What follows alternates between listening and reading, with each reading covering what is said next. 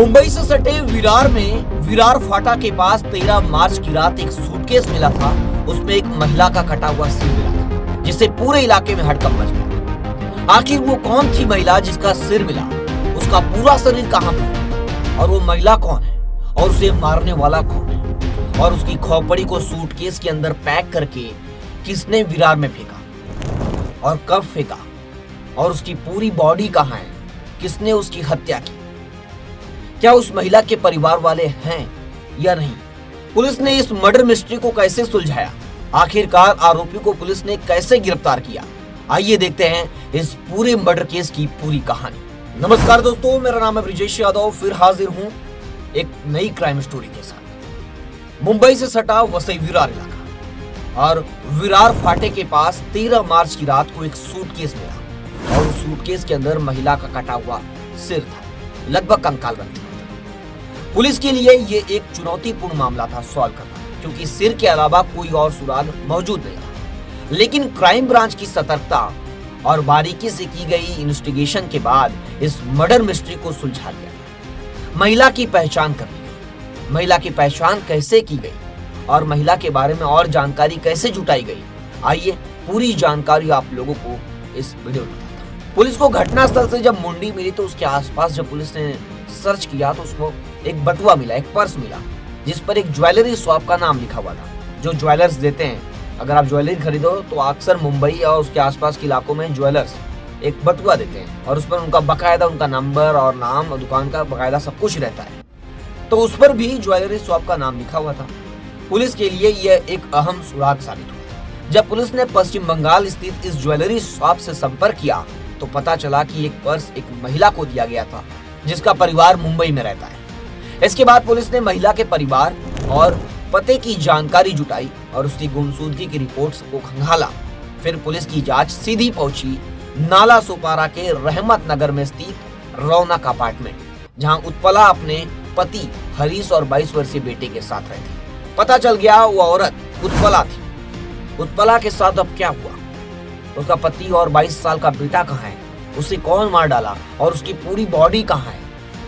जब पुलिस ने वहां जांच शुरू की तो पता चला कि उत्पला पिछले कई दिनों से घर पर नहीं है और जो हरीश पड़ोसियों को बता रहा है कि वो अपने मायके गई है। लेकिन जब पुलिस ने उसके पति की हरीश की गतिविधियों की जांच की और इलाके में लगे सीसीटीवी फुटेज खंगाले तो कई संदिग्ध चीजें पुलिस को देखने को मिली सीसीटीवी। वहीं पुलिस को एक एक्टिवा दिखती है और वो एक्टिवा का जब नंबर पुलिस ट्रेस करती है तो पुलिस एक्टिवा के नंबर के जरिए रौनक अपार्टमेंट पहुंच जाती है और रौनक अपार्टमेंट में जो एक्टिवा का ओनर है उसे गिरफ्तार करती है और वो कोई और नहीं, उत्पला का पति हरीश था। फिर पुलिस हरीश को गिरफ्तार करती है और उससे पूछताछ करती है। तो आखिरकार पूछताछ में वो टूट जाता है और वो अपना जुर्म कबूल कर लेता है कि उसने ही अपनी पत्नी की हत्या की। उसने बताया कि 8 जनवरी की रात उसकी पत्नी उत्पला किसी घरेलू विवाद को लेकर झगड़ा हुआ था उसका। गुस्से में आकर उसने उत्पला का गला घोंटकर हत्या कर दी। हत्या के बाद वो डर गया और लाश को ठिकाने लगाने की साजिश रचने लगा। अचानक हुए झगड़े में उसने अपनी पत्नी का गला दबा दिया और उसकी मौत हो गई। अब वो क्या करता? उसे समझ नहीं आ रहा था कि अब बॉडी का क्या करे। तो उसने बॉडी को 2 टुकड़ों में बांट दिया, सर अलग कर दिया, बॉडी को अलग कर दिया। फिर सिर को सूटकेस में डालकर विरार फाटा के पास झाड़ियों में फेंक दिया और धड़ को यानी पूरी बॉडी को नाला सोपारा के पास नाले में फेंक दिया। हत्या के बाद जब उनका बेटा घर लौटा तो हरीश उसे बताया कि उसकी माँ मायके गई है। उसे रोज एक नई कहानी बताता। आपको बता दें 15 दिनों तक वो लाश को देखने जाता था। आरोपी हत्या तो कर दिया, चाहता नहीं था हत्या करना, उसे बहुत पछतावा होने के बाद वो 15 दिन पुलिस को बताया कि वो लगातार 15 दिनों तक नाले के पास जहां उसकी पूरी बॉडी फेंका है उसे देखने जाता था वो डूबी है या नहीं। हर बार वो लाश को देखकर रोता था लेकिन किसी से कुछ नहीं कहता था। जब एक दिन उसने देखा कि बोरी पानी में बह गई है, डूब गई है, गायब हो गई है, तब वहां पर रेगुलर जाता था कि वो बॉडी किसी को दिख ना जाए और रोता भी था, उसे पछतावा भी था उसे। पुलिस ने जब मृतका के स्कूटर का नंबर ट्रेस किया तो पता चला कि वो हरीश के पास। पुलिस ने उसे भी हिरासत में लिया कि उसी एक्टिवा की मदद से उसने बॉडी और मुंडी को ठिकाने लगाया था जाकर और उसने अपना गुनाह कबूल कर लिया है और वो पुलिस की हिरासत में। आरोपी की निशानदेही पर अब पुलिस के सामने सबसे बड़ा चैलेंज था नाले से उस लाश को निकालना। यानी जहां मुंडी तो मिल गई है, लेकिन पूरी बॉडी भी मिलनी चाहिए जहां वो फेंका है। अब पुलिस को सबसे बड़ा चैलेंज था उस नाले में से, उतने बड़े नाले में से उस बॉडी को खोजना, क्योंकि मर्डर आज नहीं, कल नहीं, बल्कि आज से 2-3 महीने पहले हुआ है। 8 जनवरी के दिन मर्डर हुआ है और बॉडी 13 मार्च यानी होली की एक दिन रात पहले हुई। सूटकेस में सिर 13 मार्च को मिला। अब सबसे बड़ा चैलेंज है उस नाले से उस लाश को निकालना।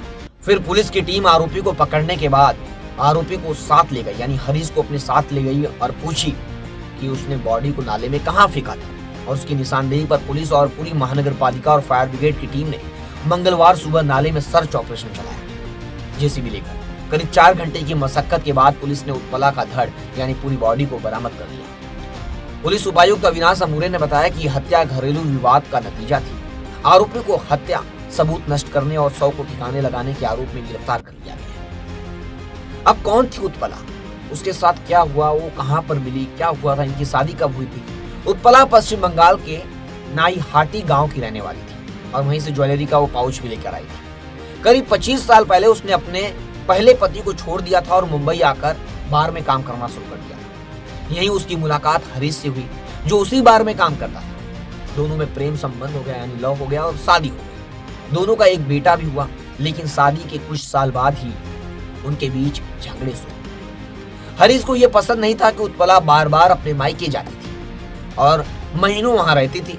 इसी बात को लेकर दोनों के बीच अक्सर झगड़े होते थे और ये झगड़ा उस दिन बढ़ गया और गुस्से में उससे एक बड़ा कदम उठाया और उसका गला घोट दिया और हत्या कर दिया। आखिरकार पुलिस ने इस मर्डर मिस्ट्री को सुलझाते हुए आरोपी को गिरफ्तार कर लिया। अब इस मामले में आगे की कार्रवाई जारी है। यह केस हमें एक बार फिर यही सिखाता है कि गुस्से में उठाया गया एक कदम कितनी जिंदगियां बर्बाद कर सकता है। कानून के हाथ लंबे होते हैं और कोई भी अपराध हमेशा के लिए छिप नहीं सकता। इसलिए सावधान रहिए, सतर्क रहिए और देखते रहिए हमारे साथ लगातार मेट्रो सिटी समाचार।